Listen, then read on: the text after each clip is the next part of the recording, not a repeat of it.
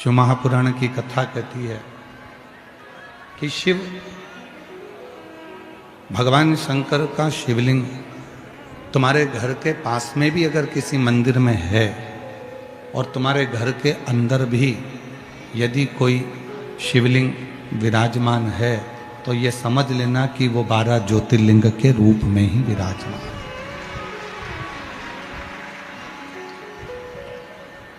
वो 12 ज्योतिर्लिंग के रूप में ही विराजित है। शिवलिंग मतलब शिव की एक ज्योति।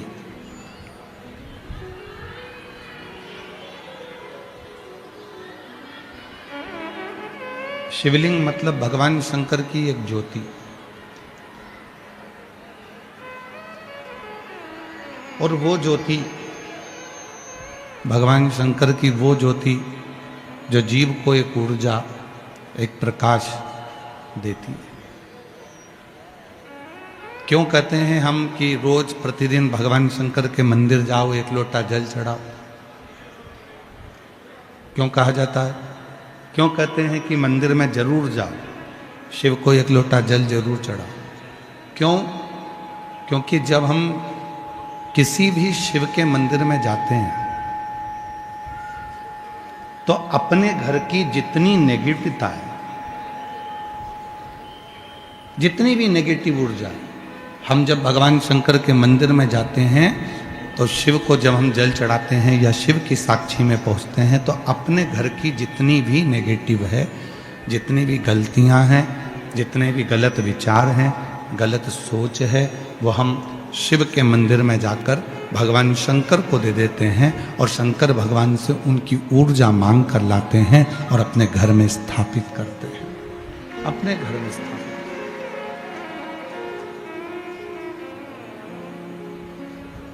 केवल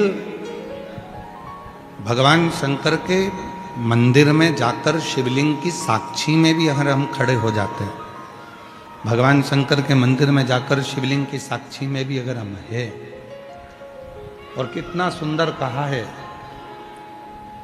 स्कंद पुराण में वर्णन मिलता है काशी खंड में। स्कंद पुराण का काशी खंड कहता है जहां शंकर भगवान का शिवलिंग विराजमान होता है, वहां से 100 हाथ की नपती कर लो। जैसे तुम्हारे घर में अगर शिवलिंग है, तुम्हारे घर के मंदिर में शंकर भगवान का शिवलिंग है, तो 100 हाथ की नपती कर लो। 100 हाथ की नपती करो। चारों तरफ 100 हाथ की नपती करोगे, उतनी जो दूरी है, उस दूरी में आप भूलवश भी यदि कोई हमसे पाप कर्म भी हो जाता है तो शिव उसको पुण्य में बदल देते हैं। भगवान भोलेनाथ उसको पुण्य में बदल।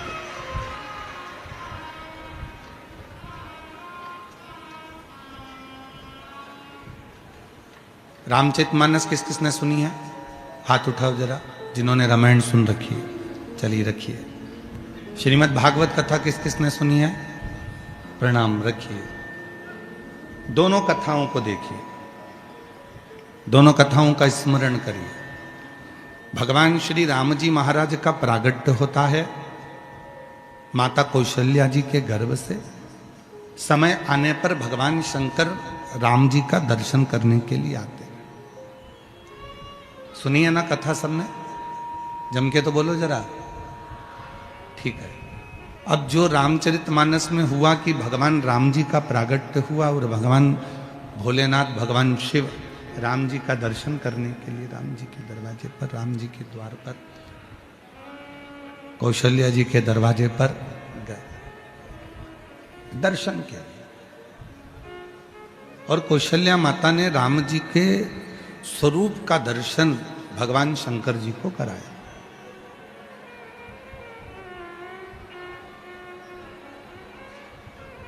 पीछे की आवाज खोलिए, पंडालों के पीछे की आवाजें खोल दो, सारे पंडालों की भाई।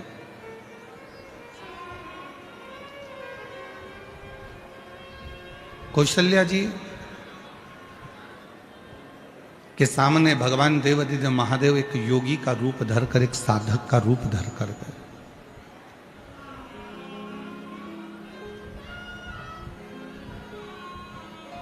वो कहते हैं ना, रघुनंदन के दर्शन को आए हैं त्रिपुरारी,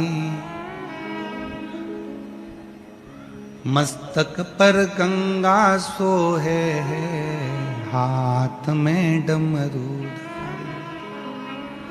रघुनंदन के दर्शन को आए हैं त्रिपुरारी, मस्तक पर गंगा सोहे, हाथ में डमरू अलख जगाए, आवाज लगाए, रघुनाथ का दर्शन करवा दो।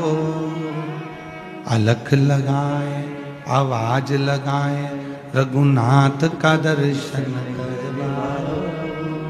रघुनंदन के दर्शन को आए हैं त्रिपुरारी, रघुनंदन के दर्शन को आए हैं।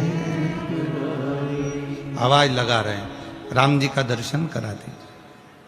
मैंने सुना है इस घर में, दशरथ जी के महल में कोई बालक का जन्म हुआ है, और वो बालक बड़ा सुंदर है। अंदर से एक सखी ने आवाज लगाकर कहा दासी ने कि बाबा तुम इतने बड़े संत होकर बच्चे के सुंदरता पर मोहित हो रहे। तो योगी के रूप में, साधु के रूप में मेरे भोले बाबा कहते हैं वो बच्चा नहीं है, स्वयं त्रिलोकी का नाथ कौशल्या जी की गोद में प्रकटा है। वो बच्चा नहीं है, स्वयं त्रिलोकी का नाथ माता कौशल्या की गोद में आया। रघुनंदन के दर्शन को आए हैं त्रिपुरारी, रघुनंदन के दर्शन आए हैं त्रिपुरारी। ये कोई साधारण सा बालक नहीं है जिसका मैं दर्शन मांग रहा हूं, ये कोई साधारण सा बालक नहीं है जिसके लिए मैं आवाज लगा रहा हूं। मुझे इतने में दासी कौशल्या जी के पास में बैठी हुई माता कैकेयी से कहती हैं, सुमित्रा से कहती हैं कि दशरथ जी के द्वार पर माता कौशल्या जी आपके बेटे का दर्शन मांग रहा है एक सन्यासी, एक योगी, एक तपस्वी, एक साधक। कैकेयी ने कहा उसको ले जाओ, रतन का थाल दे दो। दासी एक रतन का थाल भर कर ले गई और बाबा जी को देने लगी। बाबा जी कहे मुझे रतन नहीं चाहिए। थोड़ा ध्यान देना इस कथा पर। कई लोग कह देते हैं शंकर भगवान को इतना दूध चढ़ाना पड़ेगा 108 लीटर, कोई कहता है शंकर जी के मंदिर को सोने से जड़वाना पड़ेगा, कोई कहता है भगवान शंकर को चांदी की जलाधारी लगाना पड़ेगी, कोई कहता है भगवान शंकर को चांदी का कपाट लगाना पड़ेगा, कोई कहता है भगवान शंकर को चांदी का कलश चाहिए, कोई कहता है भगवान शंकर को चांदी की थाली चाहिए, कोई कहता है भगवान शंकर को चांदी का कटोरा चाहिए। श्री शिव महापुराण की कथा कहती है मेरे भोले बाबा को ना सोना चाहिए ना चांदी चाहिए, मेरे भोले बाबा को तो तुम्हारा दिल चाहिए। जो दे सकता है वो शिव के पास। शिव को तुम्हारे धन से या तुम्हारी संपदा से या तुम्हारे वैभव से मतलब नहीं है।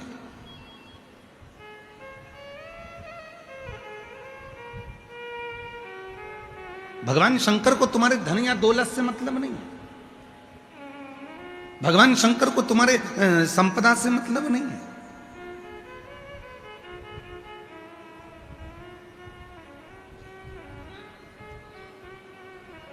शिव को केवल तुम्हारा हृदय चाहिए। दासी आई हीरे रतन की थाली लेकर, लो बाबा झोली करो। बाबा जी बोले ये क्या है? तो कहा रतन है। शिव जी ने कहा वापिस ले जाओ, केवल दर्शन चाहिए, रतन नहीं।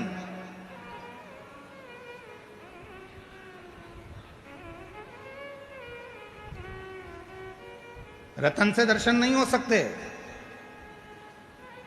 वो था त्रेता युग जिसमें रतन से दर्शन नहीं होते थे, और आज है कलयुग जिसमें बिना दौलत के तो मंदिर में भी जल्दी दर्शन नहीं होते। पैसा दोगे तो बैठ पाओगे। पैसा दोगे तो बैठोगे, धन है तो बैठो, पैसा है तो बैठो, नहीं तो चलो यहां से। मतलब तुम्हारी कीमत नहीं है, याद रख लेना, तुम्हारी बिल्कुल कीमत नहीं है, तुम्हारे पैसे की कीमत है। जेब अगर गर्म है तो होटल का रूम तुम्हारा है, जेब अगर गर्म है तो ट्रेन की सीट तुम्हारी है, जेब अगर गर्म है तो फ्लाइट की सीट तुम्हारी है। और अगर जेब में माल नहीं है तो तुम भले दुनिया में घूमते रहो, कुछ भी तुम्हारा नहीं, कुछ भी तुम्हारा नहीं।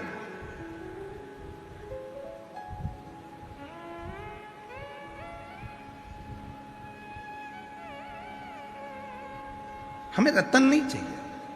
पहले का समय था त्रेता युग, जिसमें रतन से भगवान का दर्शन नहीं चाहिए।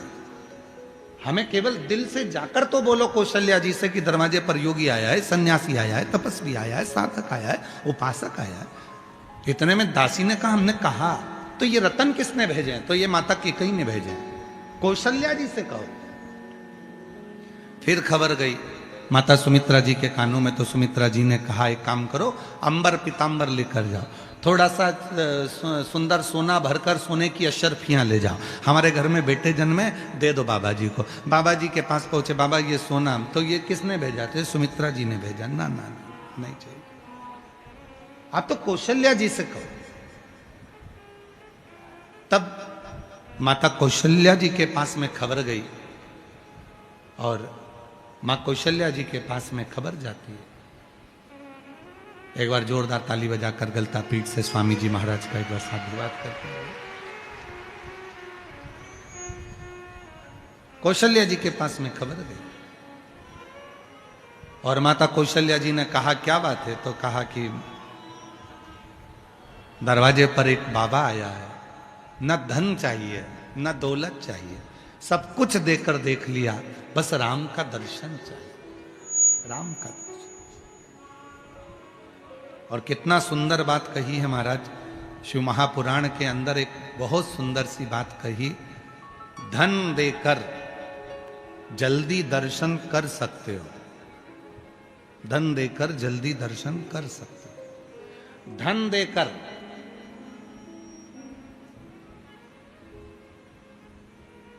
तुम वीआईपी ट्रीटमेंट प्राप्त कर सकते हो, पर धन देकर उस परमात्मा को अपना नहीं बना सकते। धन देकर परमात्मा। हम मुख्य यजमान श्री घनश्याम रावत जी को, श्री राकेश जी रावत जी को, इनको बार बार हम धन्यवाद दे रहे हैं, बार बार। साधुता रावत जी, आपको भले मुख्य यजमान का पद आपने ग्रहण करा है, पर आप भूमि पर बैठकर जो कथा सुन रहे हो, उसके लिए हमारी ओर से आपको साधुता है, बहुत साधुता है।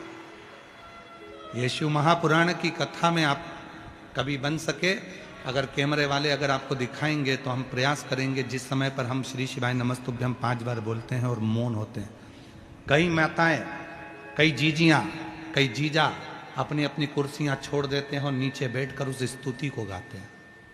उस स्तुति को बोलने के लिए लोग अपनी कुर्सी सिंहासन छोड़कर जमीन पर बैठ जाते हैं, बाबा को प्रार्थना करें। और यही होना चाहिए, यही श्रेष्ठ है। धन से मंदिर में जल्दी दर्शन हो सकते हैं, धन से वीआईपी ट्रीटमेंट मिल सकता है, धन से कोई बीमार हो गया तो धन से उसको हॉस्पिटल में अच्छा पलंग भी मिल जाएगा, धन से एम्बुलेंस भी आ जाएगी, धन से वेंटिलेटर भी मिल जाएगा, पर धन से श्वास नहीं मिल पाएगी। उसी तरह धन से परमात्मा नहीं मिल पाएगा। पैसा लगा सकते हो आप दवाई में, पैसा लगा सकते हो आप अच्छे हॉस्पिटल में, पैसा लगा सकते हो आप अच्छी गाड़ी में, पैसा लगा सकते हो एम्बुलेंस में, पैसा लगा सकते हो वेंटिलेटर पर, पैसा लगा सकते हो पलंग पर।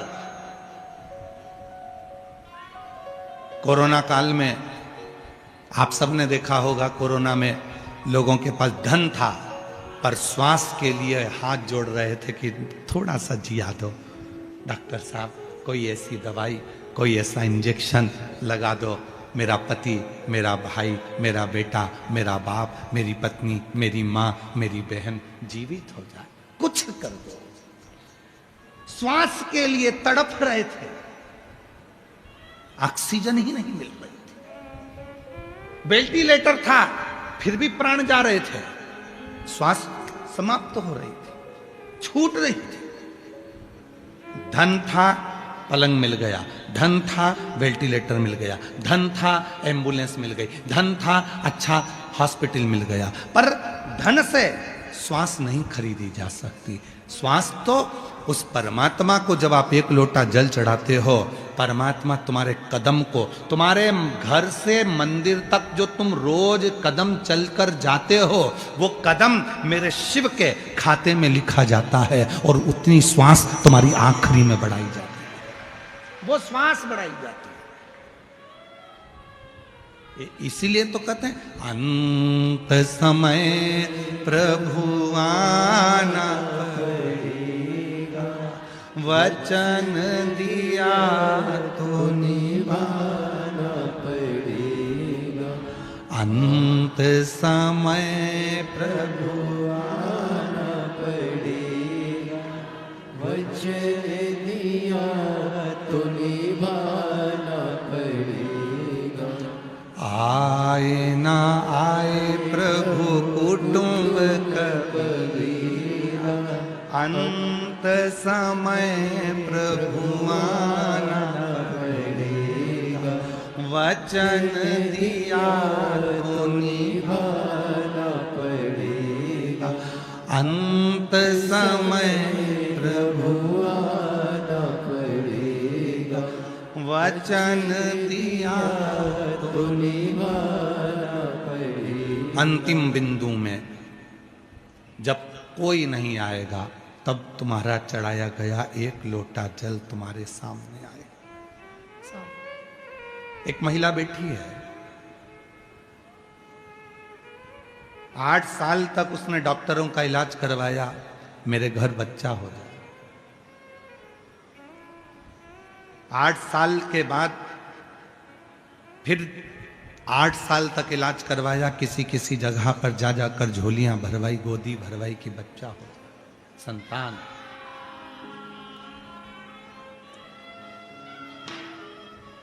तेईस साल निकल गए पर औलाद नहीं हुई।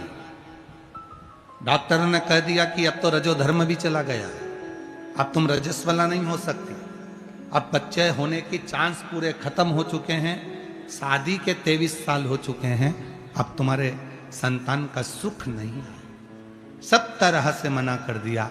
एक दिन किसी दुकान पर जा रही थी और दुकान पर टीवी में कथा चल रही थी।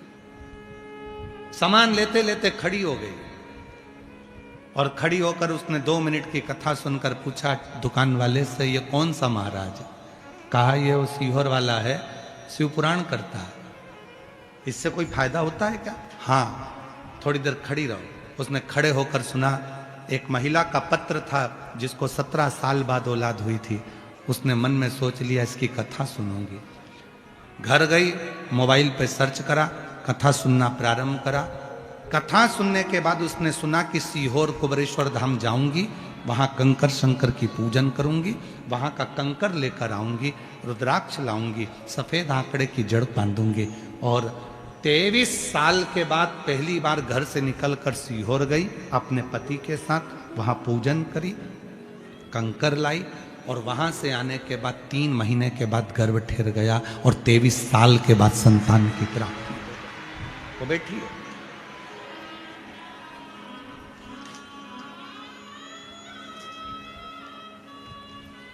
पत्र देखिए। मेरा नाम पूनम पवार, पति का नाम दिनेश कुमार पवार। एक लोटे जल का क्या व्याख्यान करूं गुरुदेव। शादी को 23 साल हो गए गुरुदेव, शादी को 23 साल हो गए। मैं पूनम पवार, पति दिनेश कुमार पवार, एक लोटे जल का क्या व्याख्यान करूं गुरुजी। मेरी शादी को 23 साल हो गए। 23 साल तक मुझे संतान नहीं।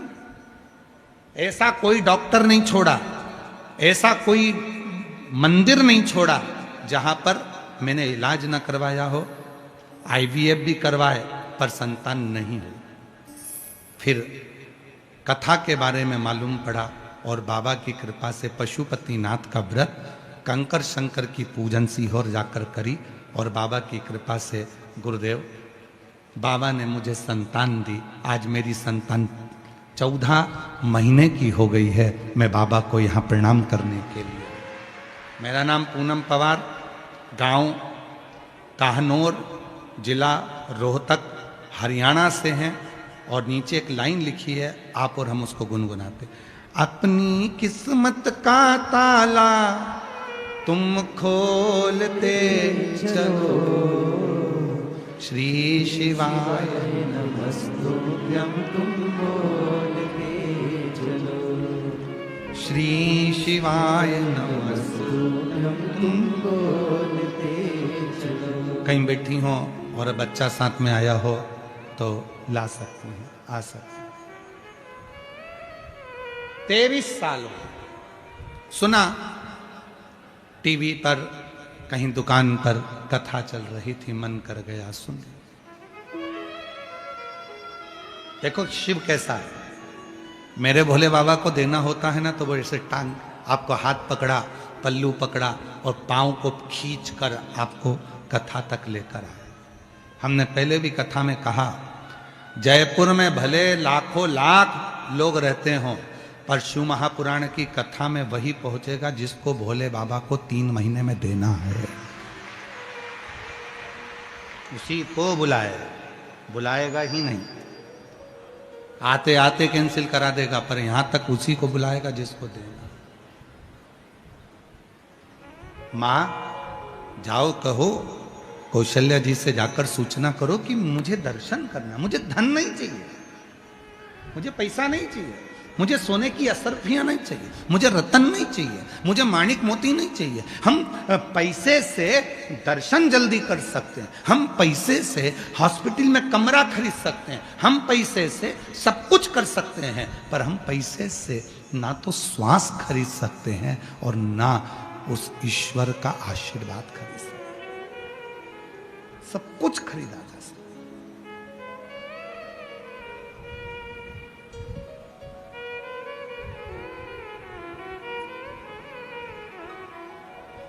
ईश्वर की कृपा करुणा उसको खरीदा नहीं जा सकता।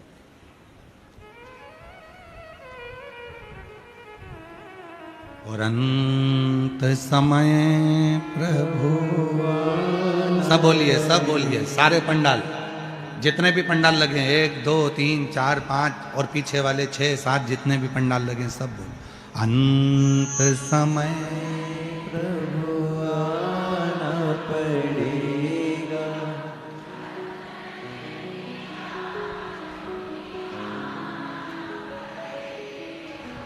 आए ना कुटुंब कभी, अंत समय प्रभु वचन दिया।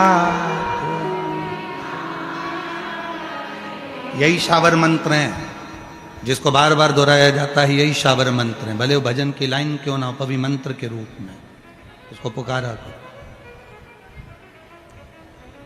आओ, मुझे रतन नहीं, मुझे माणिक नहीं, मुझे सोना नहीं, मुझे चांदी नहीं, मुझे हीरा पन्ना नहीं, मुझे राम का दर्शन करना। ठीक है, कौशल्या जी के पास सूचना गई, माता कौशल्या जी ने राम जी का दर्शन कराया, शिव जी को दर्शन कराया। कौशल्या जी ने राम जी का दर्शन कराया, राम जी को वापिस कौशल्या मैया ले गई। अब कौशल्या मैया शिव जी के आगे हाथ जोड़कर बैठ गई। बहुत सावधानी की कथा है आज की, थोड़ा ध्यान लगाकर सुनना। हो सकता है इस कथा से कई लोगों को हो सकता है कि थोड़ा बुरा भी लग जाए, पर कहने में पीछे नहीं हटेंगे। ध्यान देना, शिव जी के सामने कौशल्या मैया हाथ जोड़कर बैठकर कहती हैं, मेरे बच्चे का भाग्य बता दो, उसका किस्मत कैसी है। मेरे बेटे का भाग्य बता दो कि उसकी किस्मत कैसी है।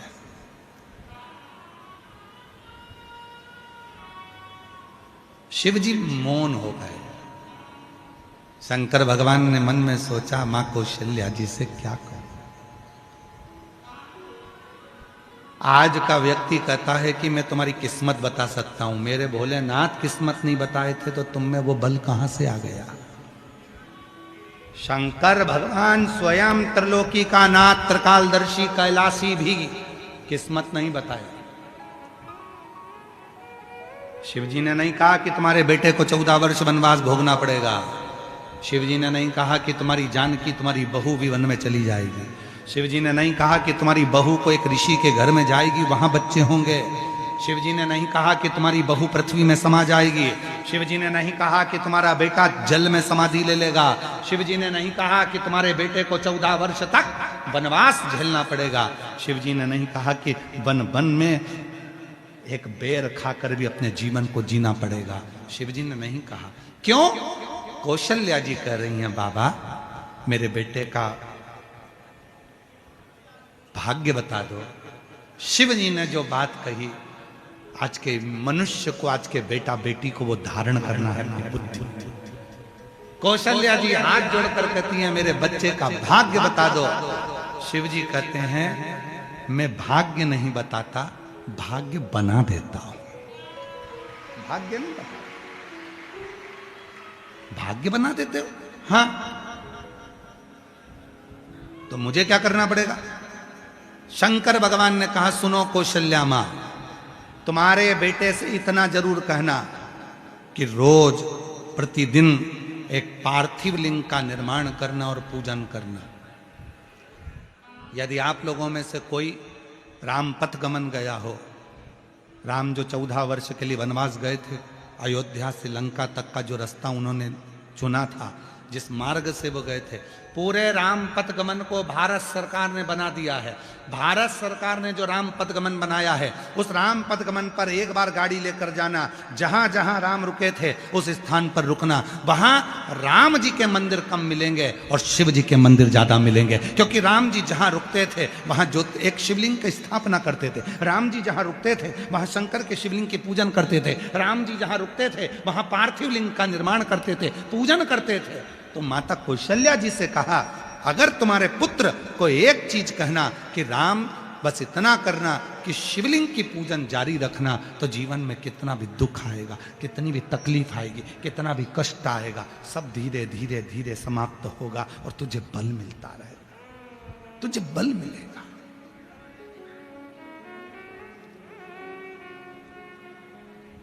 क्या देती है शिव पुराण? सबसे पहले भगवान शंकर अपने भक्त को बहुत बहुत बल प्रदान करते हैं, उसको धैर्य प्रदान करते हैं कि कोई कुछ बोलेगा तो धैर्यता रखना, कोई कुछ हो जाए तो धैर्यता रखना, थोड़ा बल अपने अंदर रखना, धैर्यता अपने अंदर रखना। ये शिव देते हैं, ये शंकर देते हैं, ये शिव प्रदान करते बल।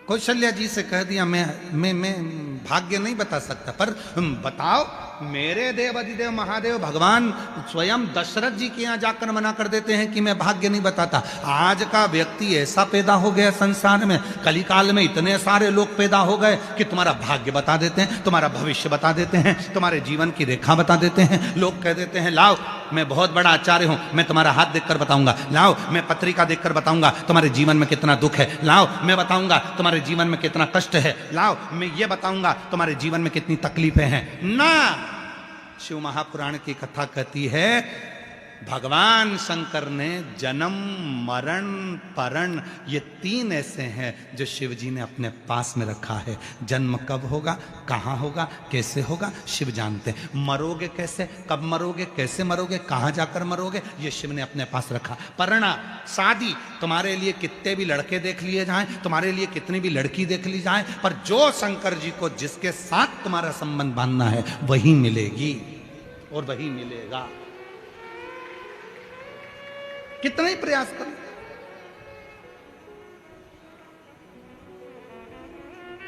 अब ये माँ ने लिखा कि 23 साल तक ऐसा कोई डॉक्टर नहीं छोड़ा मैंने जो जिसके पास इलाज ना करवाया, ऐसा कोई मंदिर नहीं छोड़ा जहां मैंने गोदी ना भरवाई। 23 साल के बाद योग लगा कि संतान का सुख मिल गया। अर्थात जब उसको देना, कहां देना है, कब देना है, कैसे देना। एक पत्र है और अच्छा, देखिए।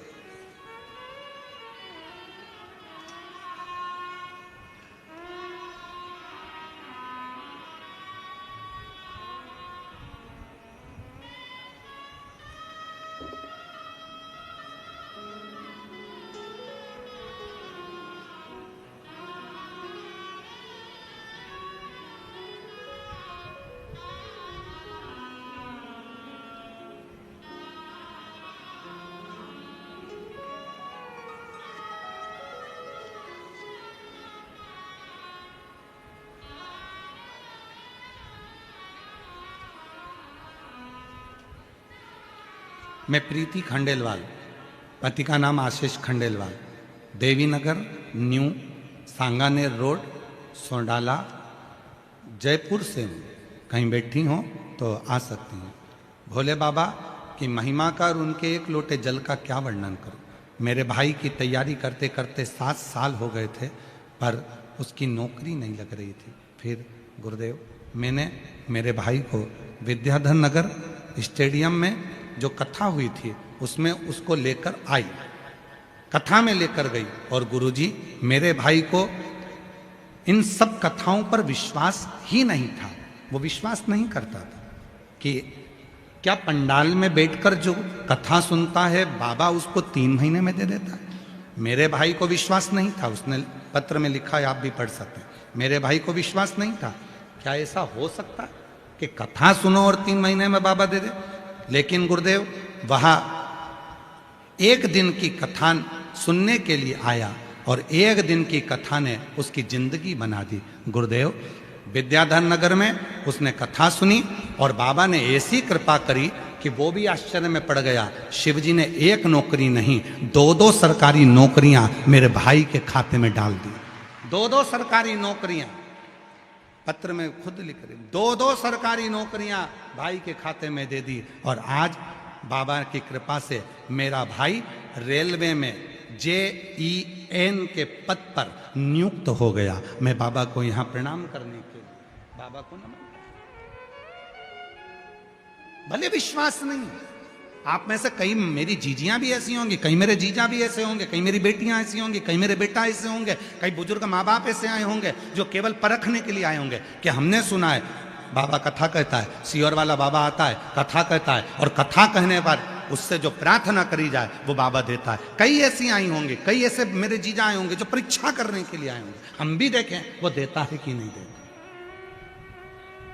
पर खाली न जाता कोई दर से तुम्हारे, खाली न जाता कोई दर से तुम्हारे। मैं भी खड़ी हूँ नन्ही बाहें पसारे, अपने हृदय से लगा लो, गिरा जा रहा हो, उठा लो, भोले अपने दर से अब तो हटा लो, गिरी जा रही हो, उठा लो,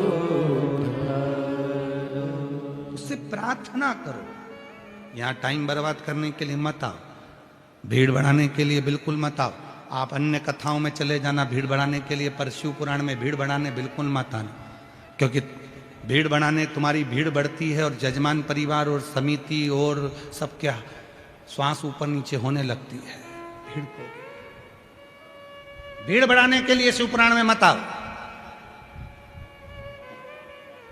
समय बर्बाद करने के लिए शिव पुराण में मत आओ। तुम्हारा मन पड़े बाकी की कथा में जाना, पर शिव पुराण में अगर आए हो तो यहाँ भीड़ बढ़ाने के लिए नहीं, समय खराब करने के लिए नहीं, यहाँ बाबा को अपने मन का भाव कहने के, अपने बाप से, अपने पिता से शिव से बात करने के लिए, दिल से उसको बोलने के लिए, हृदय से प्रार्थना करने के लिए, निवेदन करने के लिए।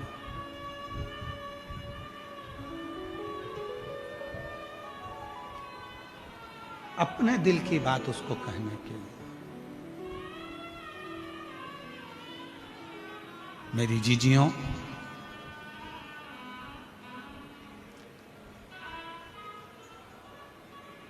अच्छा विचार कर कर जिस दिन बाबा के पास में आओगी ना, उस दिन बाबा आपको कभी खाली नहीं छोड़ेगा।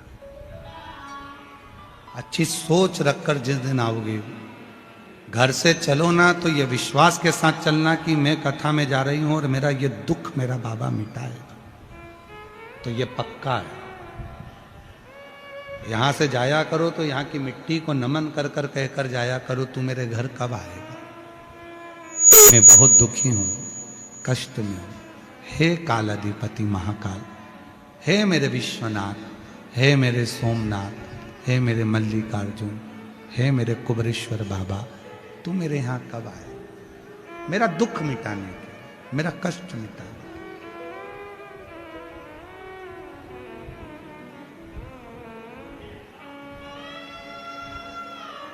तू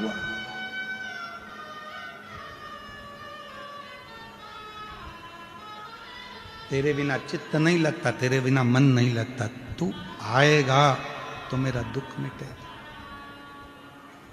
बिना आए दुख नहीं मिट सकता।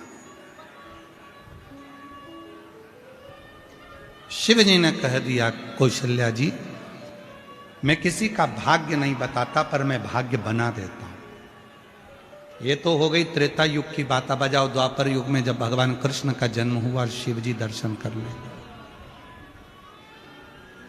श्री कृष्ण के दर्शन करने चले सदा शिव गोकुल में। गली गली में शोर मचावे चले सदा शिव गोकुल में। अब आ जाओ द्वापर में, भगवान कृष्ण के दर्शन करने आए। यशोदा जी ने भी लाला का दर्शन कराने से पहले धन दिया, दौलत दिया, संपदा दी, पर नहीं दिया बेटा। पर भगवान ने कुछ नहीं लिया, दर्शन, केवल दर्शन। कई लोग मिलेंगे आपको जो आपसे कहेंगे शिव जी के मंदिर में जाया करो तो शंकर जी से कुछ मत मांगा करो। कई लोग मिलेंगे जो आपसे कहेंगे शंकर जी पे चढ़े हुए जल का आचमन मत करा करो। कई लोग मिलेंगे जो कहेंगे शंकर जी पे चढ़ा हुआ जल मत पीना। कोई कहेगा बेलपत्र मत खाना, कोई कहेगा ये मत करना, कोई कहेगा वो मत करना।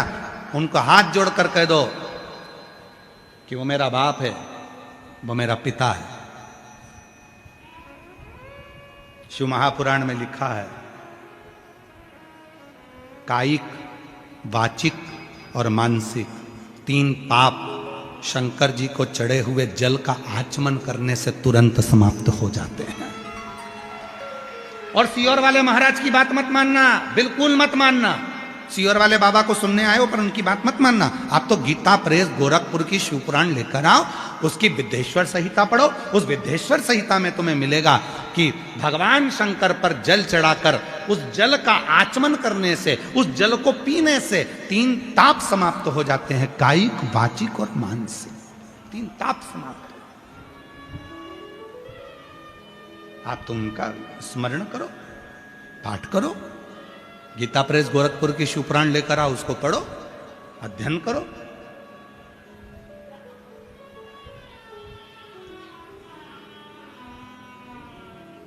जरूरी नहीं है कि तुम हमारी बात मानो, बिल्कुल मत मानो।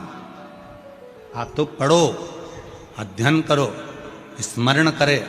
और जितने शिव भक्त इस जयपुर की पवित्र धरा पर सारे पंडालों में बैठे हुए हैं, उनसे भी, और जितने आस्था चैनल पर सुन रहे हैं, जितने फेसबुक यूट्यूब पर सुन रहे हैं, जितने सोशल मीडिया पर श्रवण कर रहे हैं, उनसे भी निवेदन करूंगा, जिस दिन तुम्हारा भरोसा पक्का हो जाए कि कोई मुझे नहीं देगा, देगा तो मेरा बाप, मेरा शिव देगा, उस दिन शिव की शरण में जाओ।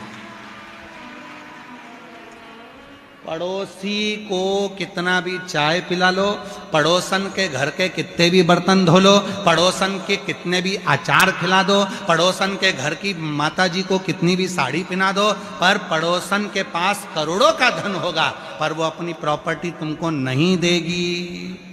मेरी बहुओं से निवेदन है, मौसी सास को कितना भी तुम पांव पड़ लो, मामी सास के कितने भी पांव पड़ लो, चाची सास के कितने भी पांव पड़ लो, ताई सास के भी कितने पांव पड़ लो, पर वो तुम्हें सोने की चैन नहीं देगी। सोने की चैन भले सास से कितना भी झगड़ा हो जाए, लड़ाई हो जाए, पर आखिरी में जब बंटवारा होगा तो सास की सोने की चैन तुझे जरूर मिलेगी। वो ताई सास नहीं देगी, वो चाची सास नहीं देगी, वो मौसी सास नहीं देगी, वो मामा ससुर नहीं देगा, वो पड़ोसन नहीं देगी, वो रिश्तेदार नहीं देंगे, वो कुटुंबी नहीं देंगे। आखिरी में वो चैन तुझे तेरी सास की तुझे ही मिलेगी। भले वो लड़ाई हो, झगड़ा हो, कितना भी विवाद हो, पर देगी वही। उसी तरह तुम सब दूर घूम कर आ जाओ, आखिरी में शांति, वैभव, धन, दौलत, संपदा और जीवन का सुख कहीं नहीं मिलेगा। वो मिलेगा तो शिव की शरणागति में ही मिलेगा, शंकर के पास। तुम पूछो मत पूछो, तुम जल चढ़ाओ मत चढ़ाओ, तुम श्री शिवाय नमस्तुभ्यम बोलो मत बोलो, तुम पंचाक्षर और नमः शिवाय बोलो मत बोलो, तुम ओम नमः शिवाय षडक्षर बोलो मत बोलो, पर आखिरी में पाला उसी से पड़ेगा। अंत समय प्रभु आना, अंत में पाला उसी से पड़ने वाला, किसी दूसरे से पाला नहीं पड़ेगा, पाला उसी से पड़ेगा।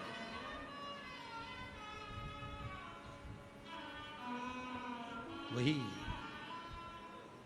और मैंने तेरे ही भरोसे, अंत में उसी से बाबा तेरे ही भरोसे, हवा विच उड़ती जावांगे बाबा डोर।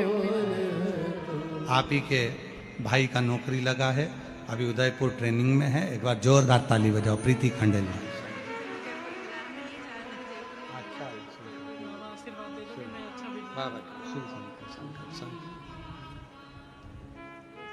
जो जैसी भावना लाया वो वैसा ही फल पाया, नहीं खाली उसे लौटाया वो मन ही मन हर्षाया, और कर दिया माला माल काशी वाले, लुटा दिया भंडार काशी वाले।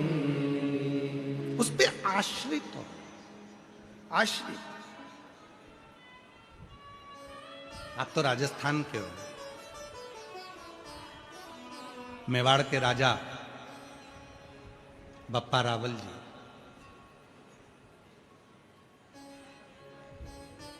जिन्होंने एकलिंग जी की स्थापना करवाई। आप राजस्थान के हो, उदयपुर से 22 किलोमीटर की दूरी पर भगवान श्री एकलिंग जी का मंदिर है। गए हो कभी कि नहीं गए? गए हो सब? मेवाड़ के राजा बप्पा राव जी,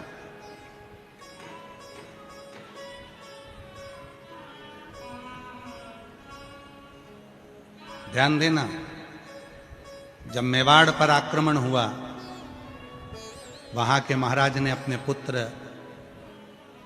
बप्पा रावल जी को एक गुरु के पास में वन में भेज दिया। बप्पा रावल जी वन में चले गए, छोटे थे, वहीं पर शस्त्र विद्या, वहीं शास्त्र विद्या, सारी विद्या उन्होंने वहीं ग्रहण कर। एक दिन गुरु जी के मुख से निकल गया, वीरों की भूमि है राजस्थान,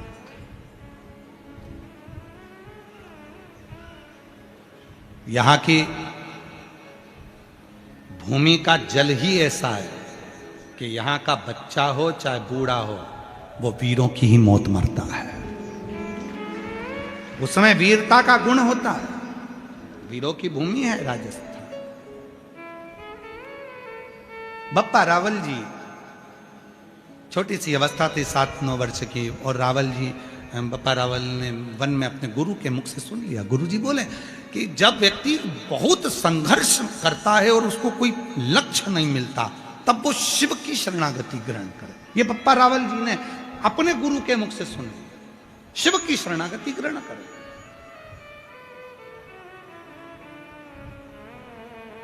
और बप्पा रावल जी ने शिव शरणागति का वो भाव सुन लिया, धारण कर लिया। एक दिन बप्पा रावल जी जब छोटे थे, पहुंच गए वन में, गुरु जी से कहा आज गाय मैं चराऊंगा। ठीक है, चले जाओ। बप्पा रावल जी गाय चराने के लिए गए। शिव की साधना में ऐसे डूब गए कि उनके गुरु उनको ढूंढने के लिए निकले।